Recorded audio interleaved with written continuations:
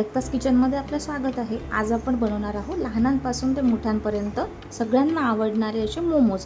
तेही आपण घरी बनवणार आहोत। त्यासाठी काय काय घेतलं ते बघूया। इथे मी पत्तागोबी घेतलेली आहे, 2 गाजर घेतलेले आहे, लसूण आणि अद्रकचा एक तुकडा घेतला आहे, 2 कांदे घेतलेले आहे। तुम्ही यामध्ये तुमच्या आवडीनुसार भाज्या टाकू शकता, शिमला मिरची वगैरे। आणि मोमोज म्हटलं की त्याच्यासोबत चटणीही आली, चटणीशिवाय मोमोला काहीच स्वाद नसतो। तर चटणी करायसाठी मी इथे 5 टमाटर घेतलेले आहे, थोड्याशा लाल मिरच्या घेतलेल्या आहे आणि 10 ते 12 लसणाच्या पाकळ्या घेतलेल्या आहेत। चला तर मग रेसिपीला सुरुवात करूया। चॉपरमध्ये आता कांदा टाकून घेऊ, गाजर टाकू, गोबी टाकू। असं थोडं थोडं करत आपल्याला जितकी गोबी, गाजर आणि कांदा आहे तो या चॉपरमध्ये बारीक करून घ्यायचा आहे। तुमच्याकडे चॉपर नसेल तर शक्य तितकं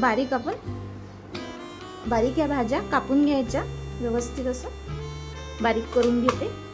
पहा मी अशा प्रकारे हे छान असं बारीक करून घेतलंय। हे एका ताटामध्ये मी काढून घेते आणि बाकीची गोबी आणि गाजर सुद्धा मी असंच किसून घेते। मी इथे सगळ्या भाज्या अशा बारीक कट करून घेतलेल्या आहे। याला आपण थोडंसं साईडला ठेवू, आधी आपण चटणीचं प्रिपरेशन करून घेऊ।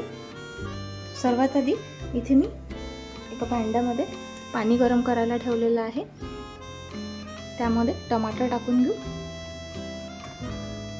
लसूण टाकून घेऊ, मिरच्या टाकून घेऊ। तर हे ना आपल्याला छान असं शिजवून घ्यायचं आहे। आता मोमोजची फिलिंग बनवायसाठी मी इथे पॅन ठेवलेली आहे, पॅनमध्ये तेल टाकून घेऊ, लसूण अद्रक मी बारीक कट करून घेतलेलं आहे ते टाकून घेऊ। लसूण अद्रक छान फ्राय करून घ्यायचं आहे आधी तेलामध्ये। अद्रक छान फ्राय झालेला आहे, आता याच्यामध्ये कट केलेल्या भाज्या घालून घेऊ।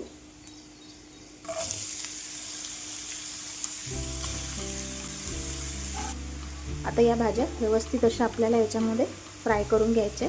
लक्षात ठेवा आपल्याला ह्या भाज्या पूर्ण अशा शिजवायच्या नाही आहे। भाज्या लवकर शिजण्यासाठी यामध्ये मीठ घालून घेऊ। याला अजून थोडं टेस्टी बनवायसाठी यामध्ये मिरे पावडर टाकून घेऊ, हे मिक्स करून घेऊ। आपल्या भाज्या शिजत आहे तोवर आपण आता याच्यासाठी डो लावून घेऊ। इथे मी 1 वाटी मैदा घेतलेला आहे, त्यामध्ये मीठ टाकून घेऊ, मिक्स करून घेऊ। थोडं थोडं पाणी घालून आपल्याला याचा डो तयार करायचा आहे। हे बघा अशा प्रकारे मी इथे डो तयार केलेला आहे, जास्ती सॉफ्टही नाही आणि एकदम घट्टही नाही असा। आता याला थोडंसं तेल लावून घेऊ आणि छान असं मळून घेऊ आणि याला आपण थोडा वेळ रेस्ट करायसाठी ठेवणार आहे। बघा इथे आपल्या भाज्या सुद्धा व्यवस्थित अशा शिजलेल्या आहेत। यामध्ये कोथिंबीर घालून घेऊ, हे मिक्स करून घेऊ। तर हे एका ताटामध्ये किंवा एका प्लेटमध्ये आपण काढून याला थंड करून घेऊ। नंतर याचे आपल्याला मोमोज बनवायचे आहे। आपली इथे एकदम चटपटीत अशी मस्त इथे मोमोजची जी आतमधली फिलिंग आहे ते रेडी आहे। हे व्यवस्थित आपण थंड करून घेऊ।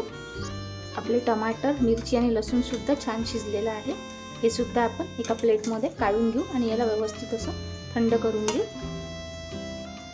इथे आपले चटणीसाठी जे लागणारं साहित्य ते व्यवस्थित मी थंड करून घेतलं होतं। आता काय करायचं, हे बघा टमाटर छान शिजलेलं आहे, याची आपण अशी साल काढून घेऊ। सगळ्या टमाटरचे मी इथे साल काढून घेतलेले आहे। आता एका मिक्सरच्या भांड्यामध्ये हे सगळं आपण टाकून घेऊ।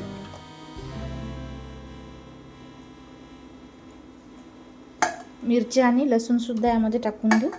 त्याला आपण मिक्सरमध्ये छान बारीक असं फिरवून घेऊ। बघा एकदम बारीक असं पिसून घेतलेलं आहे मी। इथे मी पॅन ठेवला आहे, पॅनमध्ये थोडंसं तेल टाकून घेऊ। त्यामध्ये जी आपण चटणी मिक्सरच्या भांड्यामध्ये फिरून घेतलेली आहे ती टाकून घेऊ, हे मिक्स करून घेऊ। त्यामध्ये मी कलर यायसाठी 1 चम्मच काश्मीरी मिरची पावडर टाकते, तुम्ही नाही टाकली तरी चालेल। मीठ टाकून घेऊ, साखर, हे सगळं मिक्स करून घेऊ। इथे आपली मोमोजची छान अशी चटपटीत चटणी रेडी आहे। हे आता काढून घेऊ। आपली मोमोजची चटणी इथे रेडी आहे। आता आपण मोमोज बनवायला घेऊया। बघा इथे छान आपलं मोमोजसाठी जे वरचं आवरण लागणार आहे त्याचा डो इथे रेडी आहे। एकदम घट्टही नाही एकदम पातळही नाही असा आहे। आता याचे छोटे छोटे आपण गोळे करून घेऊ। एकदम असे छोटे छोटे गोळे करायचे याचे। बघा सगळे गोळे करून घेते मी। आता एक उंडा घेतलाय मी, असं छान याला एकदा मळून घेते आणि जसं होईल जितकं पातळ करता येईल तितकं पातळ आपल्याला हे लाटून घ्यायचं आहे। बघा इथे पातळ अशी पारी लाटून घेतली आहे मी। यामध्ये आता सारण भरू। शक्यतोवर ही पारी अशी पातळच लाटायची, म्हणजे आपले मोमोज खायला एकदम भारी लागतात। आता याला अशी डिझाईन आपण देऊन घेऊ।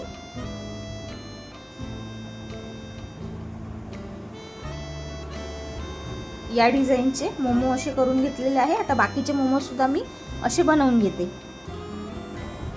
हे बघा मोमो स्टीम करायसाठी मी इथे चाळणी घेतलेली आहे। याला आता मी तेल लावून घेते व्यवस्थित। याला व्यवस्थित तेल लावून घ्यायचं, म्हणजे खाली आपले मोमोज अजिबात चिकटणार नाही। माझ्याकडे स्टीमर पण आहे, पण प्रत्येकाकडे स्टीमर अवेलेबल असेल असं नाही, त्यामुळे मी ही पद्धत वापरली आहे।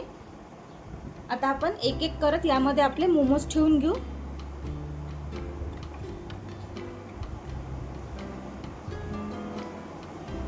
बघा इथे मी सगळे मोमोज ठेवून घेतलेले आहे चाळणीमध्ये। आता याला ब्रशच्या सहाय्याने थोडं थोडं असं, जास्त नाही, फक्त थोडं थोडं असं वरून तेल लावायचं आहे, म्हणजे आपले जे मोमो आहे ते स्टीम झाल्यानंतर ड्राय होणार नाही। मोमोज स्टीम करायसाठी मी इथे एक कढई ठेवली आहे। कढईमध्ये पाणी टाकलेलं आहे। इथे एक स्टँड ठेवला आहे। पाणी छान असं गरम झालेलं आहे। आता ही चाळणी यामध्ये आपण ठेवून घेऊ। त्यावर झाकण ठेवून घेऊ आणि याला नीट अशी आपण वाफ देऊन घेऊ। आपले गरमागरम असे मोमोज इथे रेडी आहे। आता हे सर्व करून घेऊ। आता हे मोमोज असे चिमट्याने अलगद उचलून आपण याला प्लेटमध्ये ठेवून घेऊ। आपले गरमागरम मऊ लुसलुशीत असे मोमोज इथे रेडी आहे। त्यासोबत चटपटीत अशी चटणी। बघा चटणी पण किती छान झाली आहे ते।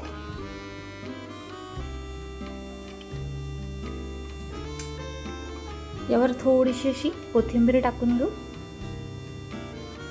आता बघू शकताय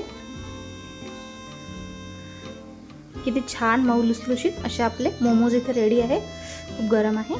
असा हा मोमोज उचलायचा, छान असा चटणीमध्ये डिप करायचा आणि खायचा। खूप छान असे मोमोज झाले आहेत हे, आणि घरी केलं तर हायजीन सुद्धा मेंटेन होतं। एकदा अशा प्रकारे तुम्ही नक्की बनवून बघा। कसे झाले मला कमेंटमध्ये नक्की सांगा। व्हिडिओ आवडला असेल तर व्हिडिओला लाईक करा, चॅनलला सबस्क्राईब करा। भेटूया पुन्हा नव्या रेसिपीजमध्ये। धन्यवाद।